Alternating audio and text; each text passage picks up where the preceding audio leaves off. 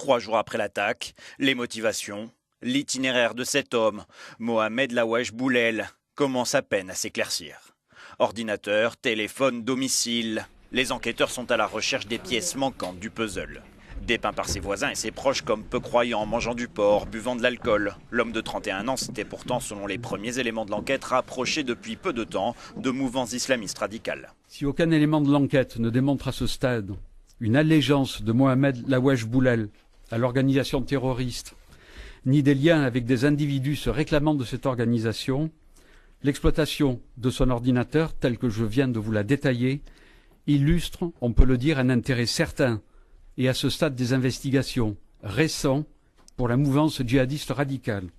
Des photos de combattants de Daesh, de Ben Laden ou de l'Algérien Mokhtar Belmokhtar ont été retrouvées dans son ordinateur. Selon des témoins, depuis 8 jours, il s'était laissé pousser la barbe pour des raisons religieuses. L'enquête a aussi permis de remonter l'itinéraire de Mohamed Boulel durant les dernières semaines. Il avait ainsi effectué des repérages sur la promenade des Anglais et s'y était même pris en photo le jour de l'attentat. Peu de doute donc sur son caractère prémédité.